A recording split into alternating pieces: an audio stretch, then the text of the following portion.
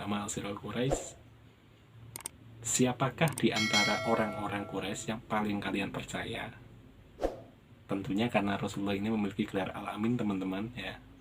Sepakat orang-orang Quraisy mengatakan bahwasanya Muhammad adalah Al-Amin.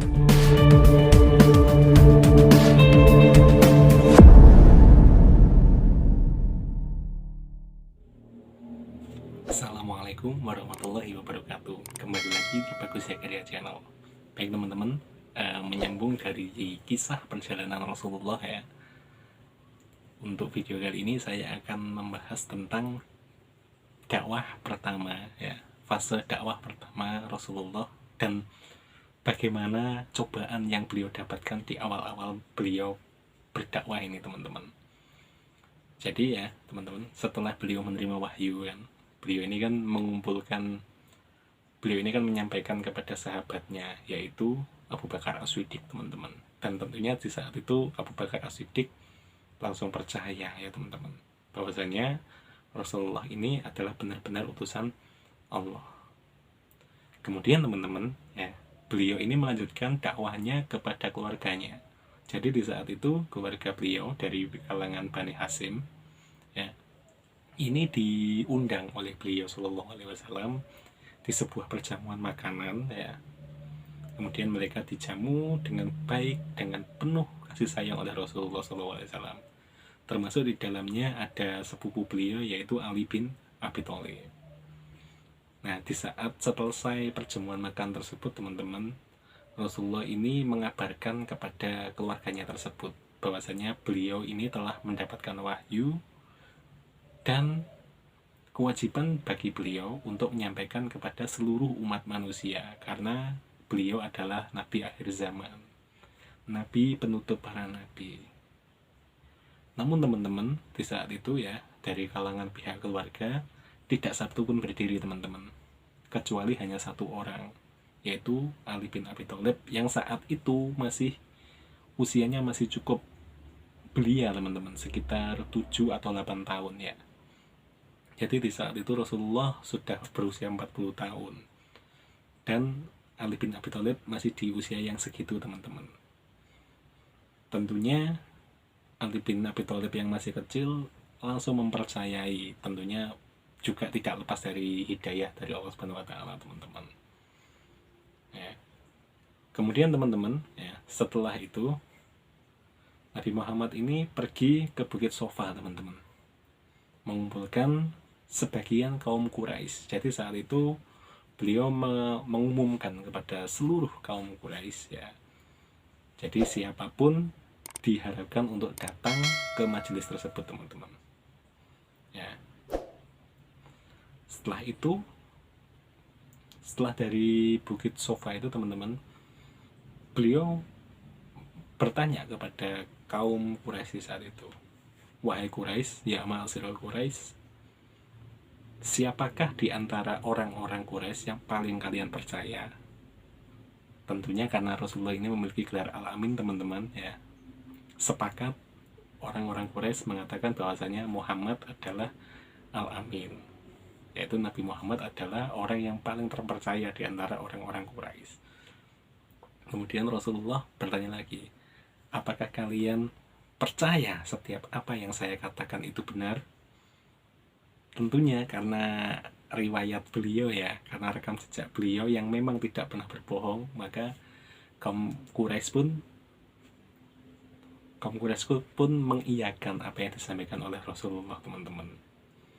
Dan pertanyaan ketiga ini yang membuat orang-orang Quraisy itu terdiam, teman-teman, karena di saat itu Rasulullah berkata, ketahuilah wahai Quraisy, bahwasanya Allah telah mewahyukan kepadaku, Allah telah memerintahkan kepadaku sebagai Nabi dan Rasul di akhir zaman. Maukah kalian mengimaniku? Di saat itu penduduk Quraisy terdiam, teman-teman. Datanglah satu orang, yaitu pamannya sendiri, Abu Lahab. Itu mencemooh habis-habisan Rasulullah, teman-teman, saat itu. Beliau mengatakan, taban lak ya Muhammad, kurang ajar kau Muhammad. Apakah hanya karena urusan ini kamu mengumpulkan kami semua? Apakah hanya untuk ini kamu mengumpulkan kami semua? Semuanya ini tidak ada gunanya. Kemudian di saat itu kaum tersebut disuruh bubar teman-teman sama Abu Lahab, sehingga dakwah beliau di saat itu terbengkalai teman-teman. Beliau kembali berdakwah secara sembunyi-sembunyi, mengajak dari satu rumah ke rumah yang lain, terutama di kerabat dekatnya ya, di tetangga dekatnya, termasuk di sana istrinya ya, kemudian sahabat-sahabat yang lain yang tersebut dalam as-sabiqunal awwalun. Kemudian teman-teman ya, Rasulullah ini membuat basis keagamaan. Jadi di saat era awal-awal dakwah Rasulullah itu tentunya ada pertentangan dari kalangan Quraisy. Jadi dari caci maki yang dilontarkan oleh Abu Lahab tadi ya, ini membuat orang-orang Quraisy ini berpikir bahwasanya Nabi Muhammad ini sudah, dalam tanda kutip mohon maaf, gila teman-teman.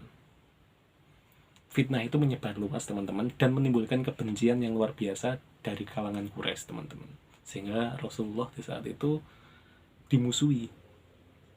Bahkan saat orang ini bertemu dengan Rasulullah, ini beliau dilempari teman-teman. Masya Allah, di saat itu berat sekali ya teman-teman.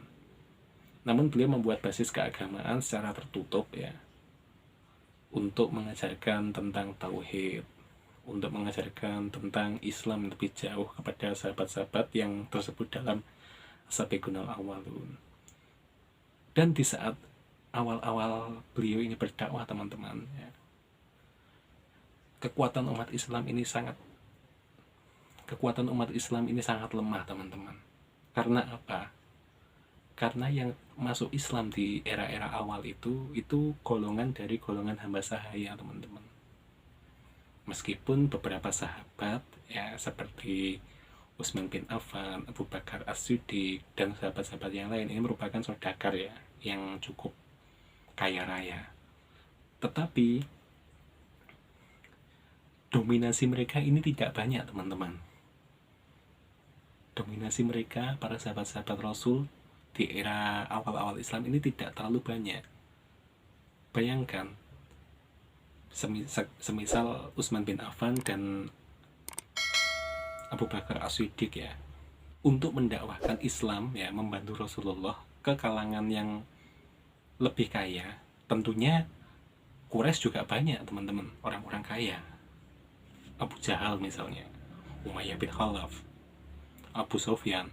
Tentunya mereka-mereka ini yang besoknya akan menjadi pemimpin Mekah teman-teman ya. Tentunya di era awal Islam itu sangat lemah sekali kekuatannya, sehingga di saat itu Rasulullah sebaiknya membuat majelis ya secara tertutup di rumahnya Al-Arqam yang disebut dengan Darul Arqam. Jadi ini tersembunyi sekali teman-teman, tertutup rapat sekali. Hanya orang-orang tertentu yang memang sudah meyakini dan bersyahadat yang dapat masuk ke sana teman-teman. Karena dikhawatirkan ya, apabila disebarluaskan ini tentunya akan menghancurkan Islam di era awal, karena di saat itu Islam masih lemah sekali teman-teman kekuatannya. Bayangkan dari budak, dari orang-orang yang miskin, kalangan orang-orang yang tidak punya, meskipun ada dua saudagar tapi kan secara kekuatan itu belum bisa mendominasi keseluruhan teman-teman. Apalagi budak ya, itu kan dimiliki sama orang ya, tentunya mereka tidak punya hak untuk berdiplomasi karena mereka ini dimiliki oleh seseorang. Jadi zaman dahulu itu memang kejam sekali teman-teman ya, manusia diperjualbelikan sebagai budak ya. Dan alhamdulillah saat Rasulullah menjadi seorang nabi ya, perbudakan itu dihapuskan teman-teman. Dan hingga saat ini menjadi hukum di dunia bahwasanya tidak diperbolehkan melakukan praktik perbudakan atau jual beli manusia sebagai budak. Itu karena jasa beliau teman-teman. Masya Allah ya, hebat sekali Rasulullah. Oke, mungkin video untuk kali ini sekian dulu ya teman-teman. Semoga selalu ada kesempatan ya. Dan tentunya semoga kita selalu diberikan kesehatan oleh Allah Subhanahu wa taala, agar kita selalu dapat bertemu meskipun dalam ranah YouTube ya. Ikuti terus channel saya. Jangan lupa like, subscribe, komen, dan share ke teman-teman yang lain. Semoga video ini bermanfaat. Assalamualaikum warahmatullahi wabarakatuh.